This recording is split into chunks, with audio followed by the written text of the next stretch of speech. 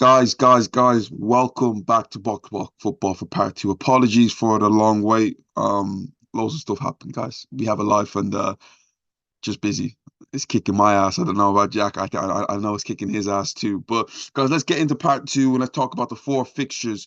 Let's get into the first one, guys. What we're going to talk about is Arsenal versus Porto. Now, I would say, Jack, how do you feel about this? But I think I'm going to kick this off here, Jack. Yeah, This you do is it. Give me a your gut feel. monumental time for Arsenal because this is our first Champions League knockout game in almost like 6 years. Last time, guys, we were in it in a knockout stage game in Champions League. It wasn't nice. Bayern Munich beat us 10-2. Damn, what a time to be alive that was. But we're Yep. back here. And interestingly enough, the last time Arsenal won a knockout stage game in the Champions League was in 2010 against what team? Porto, and we beat them. What it was 6-2 on aggregate. We lost the first game 2-1, and we won the second game with a lot of injuries. Yeah, 5-0. What a game! Nicholas Bender hat trick. Yes, that did happen. But it's been a long time since then. Both teams are quite different. And one thing I was noticing as I was doing my research, Arsenal's record away to Porto isn't that great. In the last three games, we failed to win 2-1, 2-2, and also a 0-0 draw there. So we haven't traveled there. Mm. Well, the last European knockout game that we had was against Sporting Lisbon last season, Jack. We lost to them. So another Portuguese team that Jack that we had a big loss to. Porto doing all right in the league, 7 points off the top. Sporting Lisbon have a game in hand, so it's not been scintillating stuff. They've been up and down. But the one thing I'm going to say, Jack, they are a very direct team. Yeah, they will leak opportunities, but Jack, they have the ability to go up the other end in like score. And I don't know if I'm going to pronounce his name right. Everson is somebody that everybody needs to take a look at right now. Jack, the number Right. 10, is I think he is like 5 goals in the Champions League this season, Jack, just a threat in so many ways. They play a four, Jack, they play a 4-4-2, very, very direct. I don't know if they're going to set up with a 4-4-2 against Arsenal, but granted the fact that they're at home, with how big that stadium is, especially with the crowd, Jack, they're a team that likes to press. I think they might go for it. They might go for it in the first leg. I know it's something that they don't want to lose, but do you want to go to the Emirates having what, a draw or even This this with is a but defeat? this is what I wanted to talk to you about. The problem with the away goal rule, the problem with removing it, is that there's a massive advantage for the teams who are at home in the second leg. Because all you have to do, James, is get a 0-0 or a 1-1 away from home, and then you have the match and the home advantage going into the next leg. I just watched Roma draw with Feyenoord, where it was very, very clear that Daniele De Rossi, all he wanted was to not be losing going to the Stadio Olimpico. And that's what happened. The beauty of the away goal rule in the first leg is if that team gets that away goal, the whole tie is like, man, we have to either score a bunch of home goals or we have to match them on their patch. With that being taken away, that changes. I don't think Porto have a choice, James. They have to win at Porto to take an advantage, a handicap, whatever you want to call it, to the Emirates. Because, James, if it's a draw or if they lose at the Emirates, I don't give Porto much of a chance at all. And again, just my opinion, I think removal of the away goal rule has been a terrible, terrible decision, just based on the way we're tactically approaching games from what I've seen so far. Just very quickly, my 2 cents. Porto have individual players who could really, really hurt you. But James, this Arsenal team is well structured. We're getting a bit more of a feel for like a defend first kind of team, lethal from set pieces, seemingly doing well at the moment in moments. I think they learned a few lessons from last year. And James, I think Arsenal are in a really good position to contend this year in the Champions League. I'm not saying they're making a final. I'm not saying they're winning the whole thing. But James, I can see Arsenal in a semi-final of the Champions League. Of course I can. I can see them in a final, right? I'm not saying they'll win it, but they're in a good position here to really, really challenge, and they should comfortably beat Porto over 2 legs. Um, I look at this Porto team, and Jack, you're right. Individual talent there is something that people definitely need to take a look at. The one thing I've noticed from Porto is, Jack, in the fullback area, it seems to be a bit of an unbalance. It just seems to be something that I consider to be a weakness. And like I look at the Arsenal side, Martinelli, Saka is Arsenal's two biggest attacking threats in Jack. In recent weeks, they've kind of got up to form right now, and that's something that what I've seen in Europe this season, Jack. What the way that the way we're able to beat PSV, Jack, the dominant displays that Jack we've had so many times, Jack. Even the game against Sevilla, just so dominant, especially at home. I just feel that as long as we can keep it tight enough, maybe even nick a draw, even take a 1-0 loss.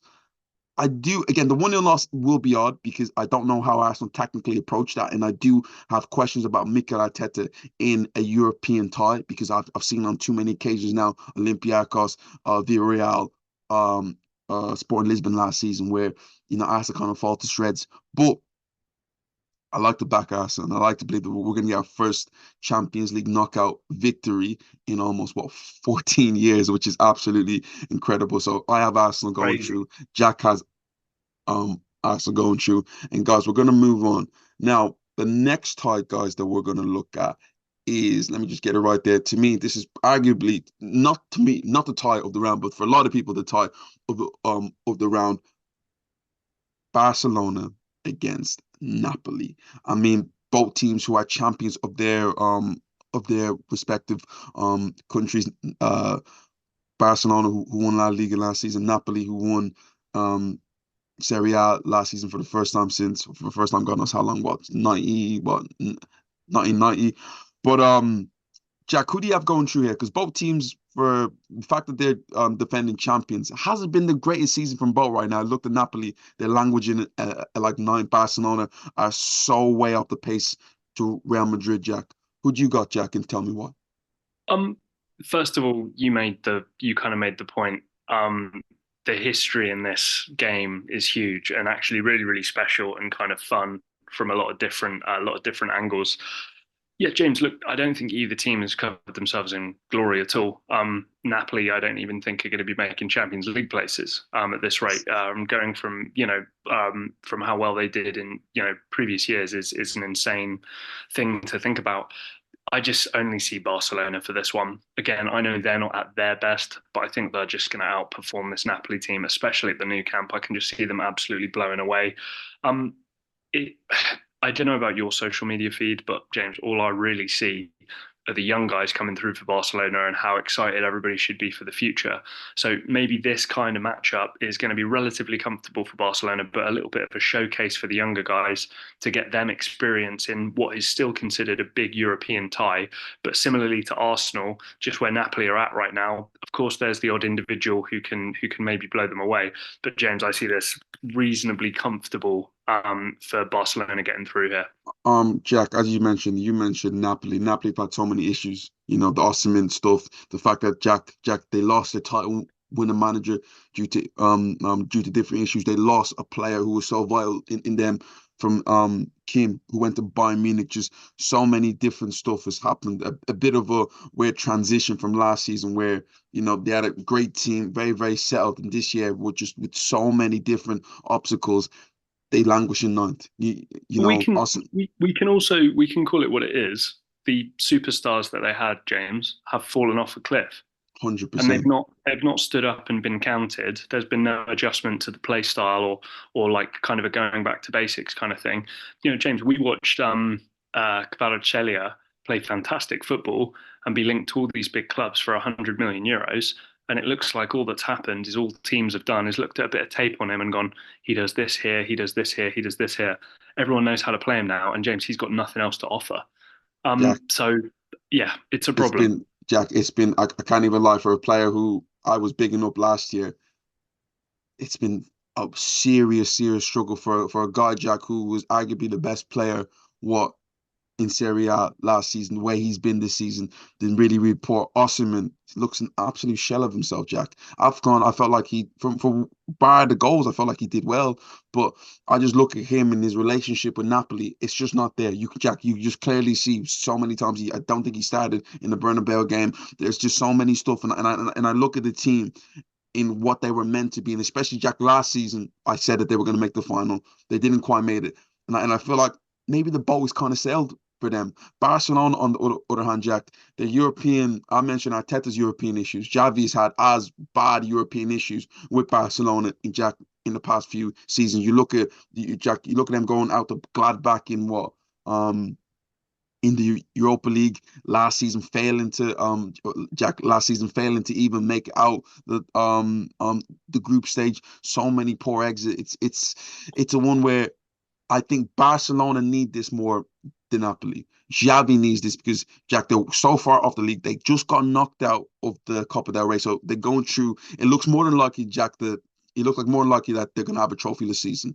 A good European run is a must for this team's confidence overall. Jack, you mentioned like the stars there. Barcelona have some incredible players. There, Robert Lewandowski, who hasn't quite hit it off this season. Champions League, is like his record there. Gundogan, who won the Champions League last season. Frankie De Jong. Barcelona have just overall a better team, and I like to think that that should be enough to get them through. The home games, Jack, is going to be vital on both sets. I think Barcelona at home and Napoli at home. The team that takes advantage of the home tie, I think will get the edge. But I just think overall, Barcelona just has that bit more confidence and quality to get the job done. Well, and James, also, like, not to just continually bag on Napoli here, but it's been such a fall from grace.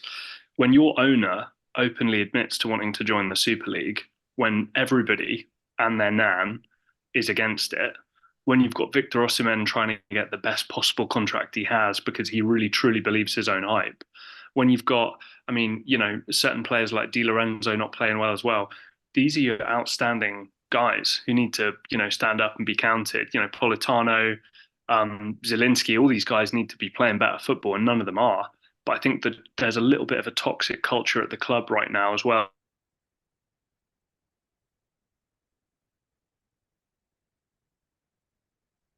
Difference between what makes a good player a great player is continually doing it.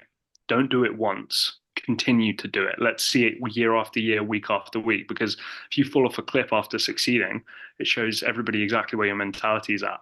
And just in case the video cracked up, Jack's basically saying that a couple of these Napoli players might be just one season wonders. But yeah, so we both have Barcelona going through there. I think it's going to be a difficult tie. I will not be surprised if Napoli do find the way, but just overall, Barcelona just have that bit more quality than them. But moving on to me, the tie of the whole, yeah, the tie of the last 16. Atletico Madrid versus Inter Milan. I think Atletico Madrid is looking at this tie and looking at themselves in the mirror a little bit. A team, I just feel like Inter, obviously last year, Inter were runners-up finalists last season, but I look at them and I feel quite similar stuff when I see them both. You Yeah. look at what Diego Simeone has been able to do, and like the amount of times that you've seen him play a 4-4-2 and just really be direct with teams. Inter do that very well with I forgot the striker's name. I will think about it. I will remember Thuram, who to me has been an outstanding signing this season. Second Pavard. striker. Oh, the other Martinez, Lautaro Martinez, Martinez. guys, I'm going blank here. Martinez, who I think that he's a guy that he's linked with everybody, but he's just gonna stay put. Like he seems settled at Inter Milan. That's his house. I I just look at Inter Milan and I just see an old version of Atletico Madrid. Less dirty, of course, but just very under, just a team that just understands how to play knockout football. And we've seen that in even the time with Antonio Conte. Jack, they made it to a Europa League final in recent memory. But this team overall, leading leading the pack in Serie A, finalist last season. Jack, who do you have going through? Yeah, I got Inter. James, the midfield look like they've been playing together since they were 6 years old, which is a crazy thing to think about. Çalhanoğlu, Barella, Mkhitaryan, it's very natural, very, very comfortable. Out wide as well, DiMarco has looked really great. And James, again, you mentioned the Marcus Thuram signing. Equally as important has been Pavard as well. A Cherby, but it just looks the part. It looks good. Jan Sommer has come in as well, and we talk about what a character and how talented somebody like Andre Onana has been. James Jan Sommer has come in, and they've really not missed a beat back there. 100%, You 100%. mentioned Marcus Thuram and James. I think we need to start giving Lautaro Martinez a hell of a lot more credit, because no matter who his dance partner is up there, there's success across the board, it seems like. I'm trying to think. There's the, oh God, I'm The one messing it thing, up. Jack, the one thing I'm impressed with them is that one thing I'm like really impressed with Inter Kostic, very Milan. quickly. Go Kostic is no joke as well, playing unbelievably well. So I back Inter. Go ahead, sorry. The one thing I've seen with Inter Milan last season, Jack, that they done so well is the fact that they played a 3-5-2, yeah. And the one thing that stood out for me, Jack, they're wing backs. Wing back. The Marco arguably the best in this position, Jack, at what he does. You know, he's not a wing, he's not a left back, yeah. He's a wing back. Yeah, he's a what I mean, he's a left wing back, a guy that Jack, his ability to get up and down and his delivery is second to none in Europe right now. I'm actually surprised that there's not enough teams looking at him. Jack, you mentioned that midfield. When you actually look at it, Jack, you said that they've been playing together. It really, I'll be honest with you, Jack, it doesn't make sense. No, it doesn't, does it? Like Chalanoglu, at the time we were thinking, my man's past it. Yeah, Mkhitaryan, Jack. Listen, he was playing well back in 2000, and since he joined Manchester United and Arsenal, didn't really work out for him. The fact that he's gone into Milan, Jack, and he's got a second lease of life, you're thinking, how has this happened? Jack, the guy's age 35. Right. Yeah, Barella, superstar. Arguably arguably the best midfielder in Europe last season, just based on performances. But just looking at the midfield, Jack mentioned how nice it looked. I look at it. It doesn't make sense, but for some weird reason, Jack, it works. And that front two. But very quickly, Kostic obviously plays for Juventus and not for Inter Milan. I was getting my wires crossed because of the Serie A games I watched over the weekend. I, for some reason, had Kostic in my head in an Inter Milan kit. At wing back, James, it's the balance as well. Mm-hmm. DiMarco can bomb forward and can do that job, with Matteo Darmian sat the other side kind of chilling. If they want somebody more aggressive going forward, they can bring on Dumfries right at wing back, and they can play that more aggressive style. Darmian can play in a back three on the right hand side of a back three if he wants to as well. And again, I brought him up already. The reason why Pavard has been so good, James, is he can play in a number of positions. You stick him in at centre back, you could probably stick him maybe as a base of a midfield potentially if you want. Stick him at wing back if you want to as well. They've been very impressive this year. And again, I think they're going to be deserving winners of the league. And again, Atletico Madrid are dangerous, and I feel like we haven't really talked about them at all. But the thing is, Inter are the team coming in, and Atletico Madrid have to stop Inter, not Inter Milan having to stop Atletico Madrid. But the one thing, Jack, I always respect is European pedigree. And in the past 7 years, no team has deserved more European pedigree than Atletico Madrid. The reason why that they don't have a Champions League to their name is the fact of a guy called Cristiano Ronaldo and the team that wears white, who are literally their neighbors. Every time that they've been like, you talk about being upset that 2014 Champions League must, if they see that, if any Atletico fans see that, they've got tears in their eyes, because to be a minute or two away from winning the Champions League and it's snatched away from you like that, and also losing on penalties, this team is Diego Simeone. They should have a Champions League to his name. That manager should have a Champions League to them. Does he have this team of past years? No, because Jack, I'll be honest, I don't think the nastiness is there. I don't think that Diego Simeone's housery is there anymore. It's obviously, listen, it's obviously, it's Diego Simeone, but to the point of view that Jack, you remember what it was like. How tough it was to break them down. Jack, you'd go away and know, okay, today there ain't gonna be no shots. Ball's going out. Bare times. Atletico Madrid is gonna get their job. But also the biggest thing for Atletico Madrid is that as much as they have the housery, quality. And the big thing I'll say, I mentioned the quality going forward with players like Antoine Griezmann in the past, who obviously still plays there right now. Falcao, Diego Costa, Torres there. They have that, Jack.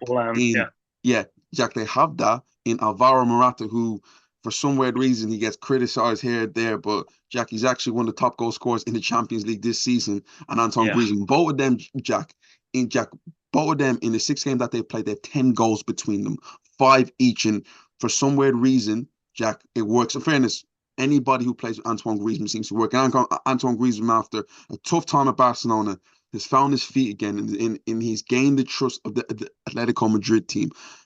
I mean, not just the team, the fans. And I would want to say that, can he do it? Can he finally take them to that Champions League that like they deserve? But I think it's past, Jack.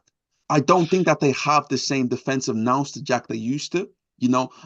Maybe like Diego Simeone can make a Ty Born, and obviously the quality of those two there can shine through, but I don't think it's quite there. I feel like they're a bit more vulnerable, Jack. They're a bit more vulnerable at the back. They're a bit more gettable, which before you wouldn't have said that. And I don't think many teams fear them as much. I think if you're Real Madrid, you'd be like, okay, bring them on. Which Well, they've beaten them a number of times. you know what you're going to get, first of all. Basically, you said the nastiness of old still isn't there yet. Like, okay, we don't have Jimenez and Godin um, barking at you from there, Felipe Luis and whoever else they had. The big thing that stands out to me, though, James, is I'm disappointed at some of their young superstars who haven't kicked on. Saul Niguez at one time was the most coveted midfielder in world football. Again, I don't follow La Liga closely enough, but I don't know what happened. Um, Koke has been supposedly a consummate pro and blah blah blah and all this great stuff as well. Like, again, I don't know what happened. Marcus Llorente, again, talented, nice kind of player, but what happened? We haven't seen these guys kick on as we probably should have done. I've just seen a name pop up there as Thomas Lemar. What the hell happened to some of these guys? Yeah, he hasn't played this season. Another one, Jack, you mentioned. I mentioned Housery. Rodrigo De Paul is probably one of the biggest ones there. So maybe I might take that back. And Koke, listen, them man still hold it down. They know what they're doing, but you can still have that part of your game. But where's the skill? Where's the development? Where's the control of games? Where's all this extra stuff? Because I look in terms of a threat of these guys and I see the same old faces at the same old level. And I'm not even trying to disrespect the level. It's still a strong, strong level. But I think personally, I'd have been hoping for them to kick on a little bit personally. But look, I'm taking Inter. I think it suits Inter that the second game is at the San Siro. And again, hopefully Atletico Madrid can put enough offensive output out in the first game so that the second leg is interesting. And Jack, I think the coolest thing is that we're going to get two teams who actually play two centre forwards. And I know Antoine Griezmann's almost like a 10 who drifts, but practically William Ratty is almost like a centre forward. So I think it's going to be such an interesting game how both teams are going to approach it. I've said it before, home ties are going to be absolutely massive. And Jack, I do mean that for Atletico, to hold on, to take something to Italy is going to be huge. And Inter Milan, obviously not to have the tie killed off as they go to Jack, as they go to San Siro. Jack is Inter Milan going through, and Inter, a team that I admire this season, absolutely flying.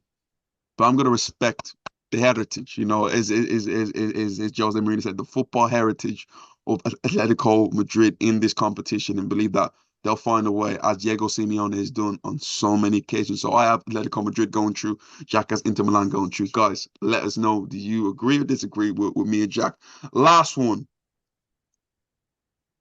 Borussia Dortmund versus PSV. Now, both teams here who PSV was in Arsenal's group, and a group that overall, to me, like Arsenal made look quite easy. PSV was impressed. I'm pretty sure, did they beat Arsenal in the game? No, I'm pretty sure it was a 1-0 draw there. But Jack, who do you have going through? Is it Borussia Dortmund? Can they finally make a splash like they've done in previous years before, or is it a thing where lost so many players and it's just a team that it's just a team that we look at the name and like more look at the nostalgia? How are you feeling, Jack, about this time?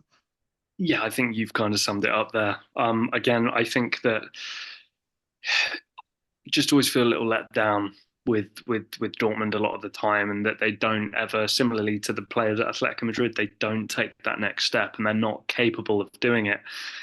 James, in somewhat of a down year for Bayern Munich, I think a lot of Dortmund fans would be looking at that and hoping like, Dortmund will be the ones giving them a run. But no, it's Bayer Leverkusen and it's Xabi Alonso and it's these guys. Again, Marco Reus is still there. Jadon Sancho supposedly joined on loan, but I don't know about you. I haven't heard a great deal from him since he joined as well. Had a few, James, he had a few decent moments, but hasn't been all inspiring. they have talented players, but again, I think with Dortmund, I look at a couple of them who it looks a little bit like they've phoned it in a little bit. That it's kind of like, let's just kind of move on. A couple of young guys who I think it's, time to get potentially excited about. Mokoko, Adeyemi there that, you've got on your screen there. Sebastian Haller's just come off, obviously winning the African Cup of Nations. That's huge for him. But James, I look at names like Niklas Süle. I look at names like Mats Hummels, Emre Can, these kinds of guys, and I'm like, are these guys really fighting with their all for this anymore? Or have the kind of better years of their career gone by them and they're just kind of showing up to their day job? I feel like this PSV team, there's a little bit more motivation to kind of get the job done. And I'll be honest with you, without a massive in-depth knowledge of the Dortmund squad, the PSV squad, Eredivisie, or the Bundesliga, I'm going to go with PSV, especially with the second leg being at PSV Eindhoven, that I think they'll be able to take it. I think it'll be close though. I think these two teams are quite evenly matched. Jack, I feel like I understand where you're coming from with Borussia Dortmund over the years. Like, it's easy. It's not easy for them, Jack. The fact that they're a team that gets butchered and gets destroyed, and people just take their players all the time. You mentioned Jadon Sancho recently just came back, but Jack, they've lost Erling Haaland, they've lost Jude Bellingham, so many players throughout the years. But Jack, this is a team who finished top of a group with Newcastle, PSG, AC Milan. They did that, Jack. Right. They finished top It's of that true. group. They beat three of the best teams in Jack this European competition this season. And the one player that stood out to me, who I was quite impressed with, Jack, when I was watching them, is Julian Brandt. Seriously. Again, Marco Reus isn't the same man that he once was. And in like this now seems to be a Julian Brandt team, and a lot of Borussia Dortmund attack runs through him. Now, if they can get him in the hole, Jack, receiving that ball on the half turn, especially with a player like Jadon Sancho running off like that, they are dangerous, Jack. They are dangerous going forward. If they sit back on a counter attack, I don't think that PSV are going to be able to live with them, because Jack, they struggle Mm. against Arsenal, and also Jack, the pace of the wide man, a pace of a player like Jadon Sancho. There's something that could really, really, really trouble this PSV team. I look at the PSV team. I don't think overall that they have enough, and I don't even think enough that they're good enough at this level, Jack. So again, people might say I sound a little bit disrespectful there, but I think Borussia Dortmund over Jack, the two legs are going to wipe the floor with them. Right. This I'm thinking about this Borussia Dortmund side have some really, really, to think about it, really, really good pieces here that I can see being troubling teams. Again, to go all the way, no, but to trouble teams and kind of make them shaking their boots a bit, yeah, I believe. And also, Europe is different to the league, and I know we look at the league and look at the difference between them and Bayern Leverkusen, 15 points top of the league, and we were thinking Bayern Leverkusen is what we wanted Borussia Dortmund to be. I get that. It's not. It's not happening. But in a Champions League setting, Jack, they have some serious players that can really, really, really trouble sides. In this PSV game, I think is a perfect game to show off, Jack, the talent that they have going forward. Can you pull up the PSV players on here? If you don't mind, I'd love to Yes, just see I will do how that. some of them have performed. Um, I don't know just to, why it's coming up as their overall. It's not just in the Champions League, but it's coming up, Jack, as their overall. the whole squad list, yeah. Yeah, Like it I'm was just coming like thinking, their overall especially games played, and I'm guessing, I'm not sure, in Champions League or just overall. like Dest is there. I had no idea Dest was back at PSV. Van Aanholt. I'm just wondering where the goals are potentially coming from. Again, So a Jack, couple the one player that you're really going to look at there is a of Luke De Luke De Jong, Jong. Oh, who, Johan Bakayoko, I've heard some stuff about too. oh yeah, two.